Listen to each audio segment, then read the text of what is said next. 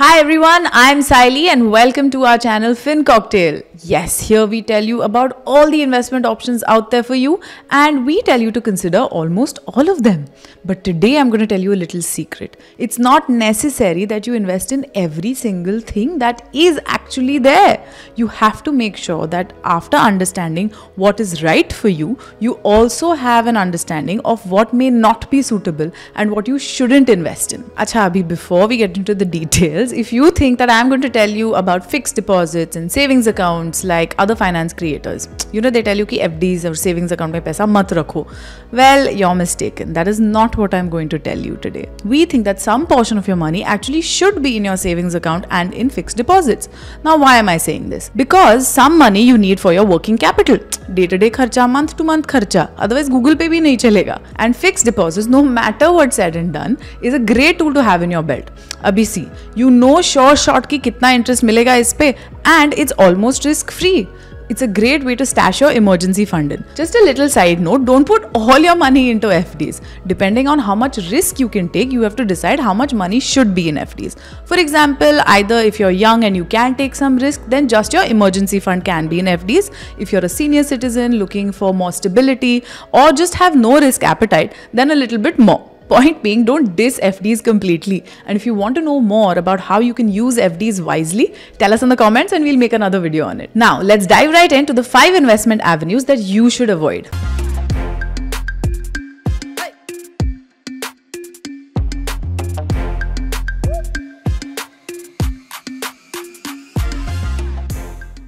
First up, diamonds. Yes, diamonds are a girl's best friend and I'm wearing some diamond jewelry too. But let's get this straight, we do not think that jewelry is an investment. I know, a lot of you may give me some flack for it, but trust me. Acha, see, what is an investment? It's an avenue for you to stash aside some money, hoping for a return in the near or far future to achieve a financial goal. It could be anything, ghar, gaadi, travel. But आपके बच्चे की education के लिए आप jewelry थोड़ी बेचने जाओगे. Jewelry we consider as an expense. Yes, it's pretty and it may appreciate in value, but you'll only probably sell it when you're in dire need of money as a last resort. ऐसा थोड़ी होता है ना कि आप jewellery low and से कि इसका अच्छा प्राइस मिलेगा बाद में. You say that I'll wear this at my cousin's wedding. तो अब jewelry is out. तो बचा क्या? Other precious metals like gold and silver, you can invest in them physically or digitally. But diamonds, if you invest in them by buying just stones, there's a massive issue with it. पहले तो the diamond's price is not standardized, so you don't really know आपको exactly price कितना मिलेगा उस diamond का.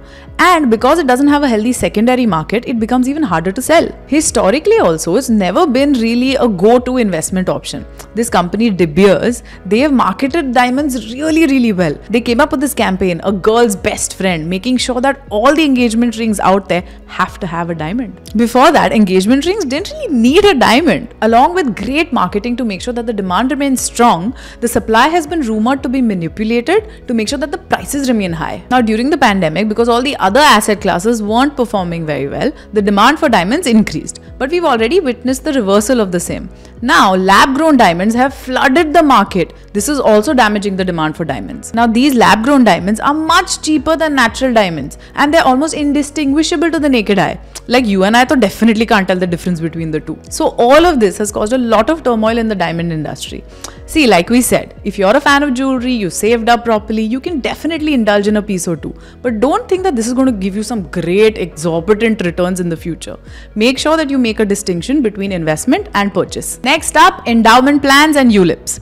See, a lot of creators talk about this and we agree that you should not be mixing investment and insurance. These type of plans, they try to give you everything. They want to keep your money safe, they want to give your money back, they want to make market-linked returns, they want to give you insurance benefits. Oof, what a khichdi. And that's exactly why we don't like them. Because basic principle है, आप सब कुछ एक साथ एक investment option में नहीं दे सकते. Without risk, you cannot make decent returns. And when you try to complicate things, it turns out to be a bad investment option. So let's understand this so you know why we're against it. Now, investment and insurance, they're two different things in your portfolio. They have two different jobs in your portfolio. Insurance का काम है आपको protect करना अगर कुछ गलत हो जाए तो, और investment का काम है आपका पैसा और wealth बढ़ाना. When insurance is trying to protect you, it cannot afford to take risks. When investments is trying to grow your wealth, It needs to take risks. So you cannot and should not mix these two, because ultimately it will become counterproductive to both your goals. These plans na tend to have a lock-in which is subtle. पहले कहते हैं कि some amount invest करो for the next 10 years. Let's say 10,000 रुपए. Then they say कि उसके बाद 5 साल के लिए cooling off period. उसके बाद about 12 या 15 साल के लिए you will get an X amount of money back. But the return on all of this is usually just 5-6%. उससे अच्छा तो FD करा लो यार. Then they say no, you will have death benefits also. अगर वो ही चाहिए तो term insurance ले लो यार. Now if you're under the age of 30, you can easily get a term insurance policy for under 10,000 rupees per year. Yeah, it increases slowly with age, but it's still a cheaper alternative rather than getting a life insurance endowment or ULIP plan. And the rest of the money you have, you'll be much better off investing in an equity mutual fund. Even if you put it in a basic index fund, for the next 15-20 years, you'll have a good amount of wealth stashed aside for you and your family. If you're worried about other insurance benefits that they offer, might as well add these as riders to your personal medical cover, like a personal injury cover or a critical illness add-on. Those will still end up being cheaper than tying your money up in such schemes. Next up, penny stocks. Now this one is very, very interesting and very, very tempting. It's something that we think of as very cheap. 50 पैसे, 1 रुपए, 2 रुपए में stocks मिल रहा है तो 500 लेके रख देती हूँ. अरे but first ask the question, why are these stocks so cheap? And why are the other stocks like Reliance, HUL, Nestle, Tata, all these guys, why are they so expensive? Now these blue chip companies are expensive because they have proved their worth. They've been operational for years, they have shared all their numbers, they have been monitored, and investors know and believe that they're going to keep growing and driving more value. Yes, penny stocks are cheap, but they're also very low in liquidity, which is what makes them very risky. आप खरीद तो लोगे, but जब बेचने जाओगे तो buyer मिलेगा या नहीं उसकी गारंटी नहीं है. Some penny stocks even die out and get delisted. तो उन 500 stocks का करोगे क्या? Another massive risk is because of the low market capitalization of these stocks. It's very easy for a trader to manipulate their price. अब थोड़े से extra stocks खरीद लो, build an illusion that the demand is very high and then dump them. SEBI has even reported such issues. Now, if you are an expert, if you think you can figure out all the uncertainty and unpredictability of these stocks, figure your way through them, read all the documentation, and are okay to take on the massive risk involved, then who are we to stop you? But we would suggest staying away from these and investing in larger and more stable companies. Number 4, futures and options. You won't believe this, but I had a friend who came to me and said that, you know what, I have a great F&O portfolio. बस बाकी कुछ नहीं था उसके पास. No mutual funds, no FDs, no investments anywhere else. बस this is it.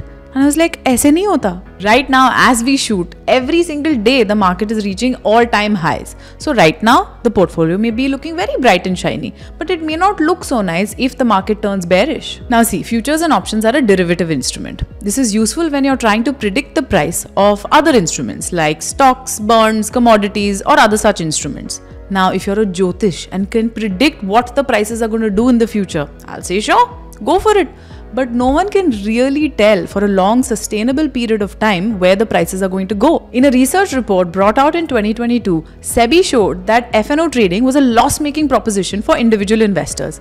89% of individual investors lost money through these activities. Now I'd say that is a staggering majority. These, like I said, are derivatives. They are heavy, large, complex instruments meant for large institutional investors to take advantage of, like corporations, FIIs, global traders. They all use these to hedge their investments, not to make a quick buck. As individual investors, this is something you have to be very careful about, because you can not only end up losing your original investment, you can lose more money than you even have. Now this is because F&O trading can involve something we call a margin. That is essentially a loan that you can take out to invest. Now that means you can lose the money that you have not earned, you don't have. That scares the daylights out of me, and hopefully you too. Last but not least, anything that you don't understand completely.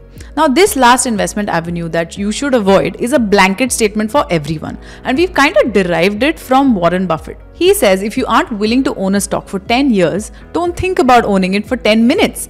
And never invest in a business that you don't understand. So we've modified it a little bit and said that never invest in any instrument that you cannot understand fully yourself. New age investments like cryptocurrencies, NFTs, invoice discounting, asset leasing, all of these are great investment options for those who understand them properly. See, some of these even I don't understand very well. I don't get the back end of it, so I don't go around putting my money in it. I don't know which cryptocurrency is going to turn out a winner in the next few years. I don't know how it's going to be accepted universally, so I choose to stay away from it. There's a simple logic behind it. See, if you don't understand it completely, you're going to rely on different things like people's suggestions, social media, and other information out there already.